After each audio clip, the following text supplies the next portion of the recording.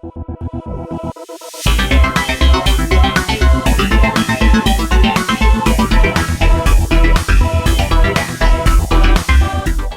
it is time to go over the purple and the blue cards. Now, the reason I'm only doing 2 colours in this is because the blue cards actually have quite a lot of stuff going on for them, and I will be doing white and generic in the next one. I know that people might get annoyed that I'm splitting this into so many videos, but my analytics just show that people won't watch it if it's just one big hour-and-a-half video, and I'd rather people actually watched the video instead of just, you know, ignoring 90% of it. So yeah, that's why I'm doing that. Hope you guys understand. Again, if you haven't seen the previous video, please go and check that out. And I'll say again that the set is incomplete. We're getting 9 cards in the middle of the month. They are very much sticking with that, which you know, fine, whatever. In my prediction is there'll be it's 9 cards, so 1 color legendary for each color and 3 generic legendaries. So save your dust. Do not go crazy at the start. Okay, let's go ahead and get started with the hottest base minion in the game. You cannot change my mind. This is humanoid. Base when placed for this turn, give your player, when your player gets damaged, heal 1. When destroyed, return this card to your hand. Wow, that's really fucking good. Holy shit. This is probably the central card. So even generically, this card is amazing. Like, I feel like you'll just run this in purple anyway. Whenever you're scared you're gonna fucking lose, you can just drop it down in preparation for the next turn. But in the vampire archetype in particular, this card seems pretty crazy, and you'll see why. Okay. Onto the 1-drop. On your turn, when your player is dealt damage, draw a card. This effect does not stack, thankfully, and passive when moved to base, put in rest. This is a card that I think you will see happening a lot because of the way vampire works. Okay, 2 cost Vampire. When summoned, deal 1 damage to your player. If you do, this minion gets +3/+1. I'm not going to point out the very obvious synergies here. I think it's pretty clear to everyone watching. But yes, getting a 2 cost 5/2. You take the damage. You heal 1 anyway, so you don't take damage, and then your fucking bat goes, draw card, is a pretty good combo. Next, 3 cost, this is the standard search for your generic thingy, and base when retreating, you may burn 1 to your player if you destroy opponent's minion with a cost of 4 or less. The fact that you may is really nice, you don't have to do it. And 1 damage to remove a 4 cost or lower is, I think, a really fair cost. Like, that's worth it. That's definitely worth it. Yeah, super good. And you also get extra 100 BP on this for no reason compared to the others. Okay, our 4 cost. Vampire Revenge. Yes, this is the waifu set. On your turn, whenever your player is dealt damage, give your player increase the magic cost of magic cards in your opponent's hand by 3 for this turn. So, wow. You kind of play this and you can just turn off opponent interaction to an extent by, you know, just making stuff way too expensive. I think that's pretty cool. How good will this be? Not convinced it'll be that good. Also, this is... I'm pretty sure dresses don't work this way, but yeah. Anyway, this is a card. Okay, here's our legendary.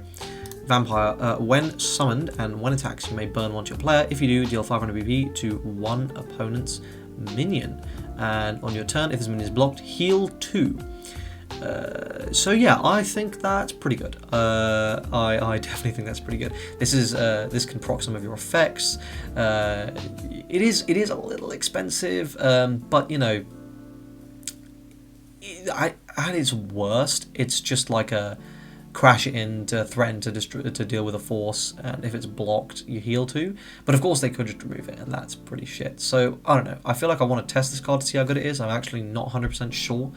But yeah, we'll see. And we've got our 6 cost vampire. By the way, I have to say I love the artwork on these. I really love the purple artwork. When summoned, you may burn 1 to your player. If you do, this minion gets charge and resurge. That is very much worth it. And on your turn, when your player is dealt damage, grant this minion +2/+1. I am 100% sure that the self damage from that when summoned will proc this effect. So you pay 6 mana and take 1 burn for an 8/3 charge resurger. Yeah, that's pretty good. Then we've got our Legion Sports. This is a demon. When summoned, if you have chosen Cyclops, so you can't use this card basically. Destroy a minion with a cost of X or lower, where X is the number of minions belonging to demon or Legion class you have in the field. This is not good. Skeleton, Legion, Revenge. When destroyed, if you have Ouroboros, choose one field minion belonging to the Skeleton or Legion class from your trash and put it into play. This is actually pretty nice, but like I can't imagine why I wouldn't just play the legendary 3 crit dude, which will let me use something from my opponents, which is probably going to be better because it's not skeleton limited, but I don't know. Maybe there's synergies that I'm missing, but it seems okay. Then we got our demon. When advancing, put a field minion with when destroyed effect from your trash to your hand, and when destroyed, draw a card. So this is really, really good for the demon deck. This is very likely going to be proccing some of your put into plays immediately. So yeah, this is a solid card. Interesting artwork. And then amazing artwork here on the legendary. This is a monster Revenge, standard cost reduction effect. Oh, I guess if you haven't seen the other video, on your turn this minion's free cost is reduced by 3 for each of destroyed forces. When destroyed, destroy one opponent's minion, then restore your player's life by that minion's DP. This is probably one of the worst ones, to be fair, but the artwork is really good. Okay, let's look at the spells now. This is the standard Legion. Standard Legion, I mean the purple cost of this card can be paid by Legion mana, so that's a standard thing that all of these Legion spells have. Flash, for this turn, one of your minions gets 300 BP, and if that minion wins a battle, heal player by 1. This is okay. It's okay. I don't think it's that. It's good. It's good if you use it to block, because then this is definitely a trigger. But obviously on attack, this is pretty gob. Main flash, put one vampire field minion with a cost of 6 or less from your trash into the field, then deal 1 damage to your player. Fucking obviously this is incredibly good because this is just remarkable value, and if you play this with your 6 cost epic, then it's going to play into the field and proc itself and be an 8/2 that you can just block with. That's definitely going to destroy something. So yeah, that's pretty good. Also worth saying, actually, I believe this is... oh no, never mind. Okay. Anyway, onto the legendary minion. Give your player on your turn, whenever your vampire minion deals DP damage, restore your player's life by that amount. This effect does not stack. Obviously, very threatening to the opponent for you to just heal like 5 or something on your turn, or 3, even 3, 4, 5. It's really, really good. And the level 2 is on your turn, your vampire minions cannot be blocked and banish this card. So again, how good is vampires? They do seem to be, in my opinion, one of the weaker archetypes on paper, but I feel like in practice they're going to be a lot better. There's a lot here to explore. I'm pretty sure there are older vampire cards, I'm pretty sure, which I'm just forgetting about. So we will see, time will tell. But let's move on to blue. So, let's start with the base minion here. And this is a really, really cool, really versatile archetype, to be honest. So this is Artist. Base, if you control an Artist minion, if you would play a magic card with this card, you can pay... base effect. If you control an Artist minion, if you would play a magic card, you can pay for it with all colours. So that's a pretty ridiculous effect. Let me see if I can actually find a slightly better translation of that. If you have a minion, the meaning is clear, but if you have a minion belonging to the Artist class on your field, when paying the mana cost of a magic card with this mana, you can pay it as mana of all colours. Yeah. So what I thought, obviously, but explain that a little bit better. So yeah, this is essentially rainbow mana as long as you have an artist on the field. That's really, really good, and we will see why that is necessary, because that's the whole way the deck functions, and I think it's really fucking cool. So let's get started with level 1 to immediately start seeing this. So Artist, when summoned, if you have an Artist mana, put one of the following cards into your hand. I'll show you the cards in a second. And passive, when move space, put in the rest states. So this will generate any of these cards. Either Emergency Mining Order, which is destroy 1 colorless mana that's not your minion card if you do draw 2, or Revelation, which is look at your top 3, reveal one of the field minions, add it to your hand, and randomly return the rest to the bottom of the deck, or Book, look at your deck from top 4, reveal one of the magic cards, add to your hand, randomly return the rest to the bottom of your deck. Every single one of these is a card that you might not necessarily want to run on its own, but in the context of this deck and the fact that you have the versatility to essentially use this to hand fix, right? Like, oh, do I have a minion to play on curve? No, Let me go ahead and add Revelation. Do I have a spell I want to try and find?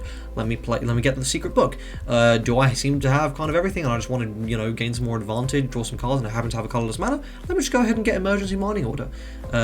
So yes, this card is really good, and it's staple in the artist deck.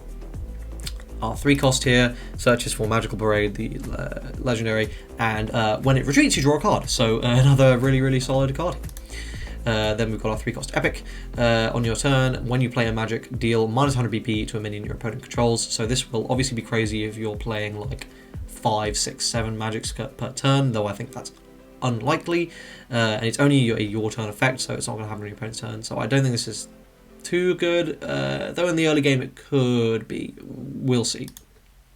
Okay, 5 cost rare, artist when summoned. If you have an artist mana, put one of the following into your hand, and then on your turn, when you use a magic, give your other minions plus 100 BP. Let's have a look at the spells this time. So, Dragon Hatchling, destroy a colorless mana, there's not a minion card. If you do, summon a 5/2 token, or main flash during this turn, all your minions gain. This minion cannot be selected by the opponent's effects and cannot be destroyed by the opponent's effects. Or main pull out 2 Merfolk tokens. I believe Merfolks are 3/2s, I believe, or 3/1s. I think 3/1s. So definitely a lot less good than the 1 cost. Probably still worth playing, though they are all 2 specific costs. So you are going to need 2 of your artist-based minions, which is obviously less ideal. So I think this is less good. 6 cost Epic. When summoned, if you have 2 or more artist mana, put one of the following cards into your hand. We'll go over this in a second. And when you play magic, this card gets plus 1 DP, so this can be quite scary. And this is just a generic passive, so you can buff this up on your opponent's turn as well. So you can get Chimera Whirlwind, which is return a minion with a cost of 4 or less to your hand, and flash speed, or Magic Weapon, which is destroy one of your opponent's colorless minions. After that, move one opponent's minion to the base of the rest state, and if there are blue minions that are dragons, add +1 to the number of each target. That's obviously less likely to happen, but if it ever did, because it could with Dragon Hatchling, holy fuck, and if EX Cannon, just banish an opponent's minion. So yeah, all of these are very powerful. Very powerful. This is definitely a lot better than the 5 cost. And mainly being able to just generate a magic weapon is super valuable because that's always alive, and it's a super good removal spell. So yeah, this is a staple, I think. And then we've got our legendary. When summoned, the crazy bitch. When summoned, if you have an artist mana, search for a magic card from your deck, put it into your hand, shuffle your deck, search for any magic card from your deck. I don't think I need to, the effect could stop there, and I'd be like, that's pretty fucking wild. But at the end of your turn, put X dragon tokens up to a maximum of 4. Those minions gain passive. This minion cannot move, where X is equal to the magic cards you played this turn. Yeah, this card is bonkers. It's a card where you are sort of giving up your turn, where what you'll do is you will play this, you will search a spell, and you'll probably shove it into base, and you'll do this on curve, and you'll try not to fucking die. But then on the next turn, you'll move it out of base, you'll play a bunch of spells. Or you won't even move it out of base, you'll play your spells, you'll do your turn as normal, and then at the very end you'll move it out, end turn, generate a whole fucking board, and you've also got to search any spell from your deck. Yes, this card is really strong. Okay, here's our Seaworm Legion. When summoned, if you have Siren, you can put a field minion card with a cost of 6 or less belonging to the Seaworm or Legion class from your hand to your base in the rest state. It's okay, could be good. But Seaworms are pretty meh decks, so yeah. Then we've got Merfolk, which is likely to be a little bit better. This has Infiltrate, and when summoned, if you chose Kiron, draw a card for each Merfolk or Legion minion you control. This is probably going to be a draw 2 or draw 3, which is actually pretty nice. So I think this one's pretty decent.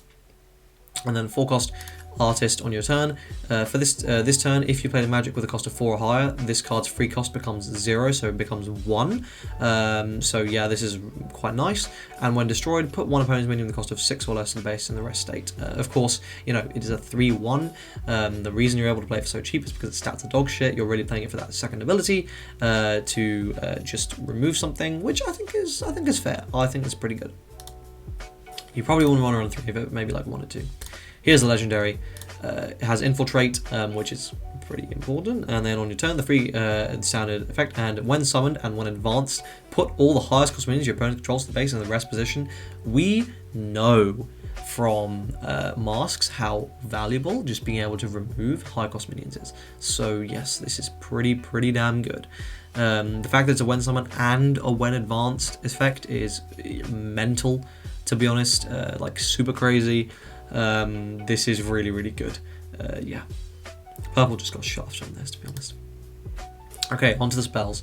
This is the Sand Legion spell. Flash. This turn, your opponent's minion gets -1 DP. This is good for like stopping like constant restanders, but like it's really not very good. 3 cost main flash. Put one opponent's minion at the cost of 6 or less to the base in the rest position. If you control an artist minion, put 1 neutral mana in the rest state to your base. So yeah, this is synergistic with some of the artist spells. This is kind of like an arguably better or arguably worse version of Tidal Wave. It depends. If you're running Chiron, Tidal Wave is better because it's a 1 cost. If you're not running Chiron, they're pretty much the same. You are limiting yourself, but you are giving yourself mana generation, so I think it'll just need to be tested which one ends up being better. And here is the legendary with the crazy bitch looking a hell of a lot less crazy in this.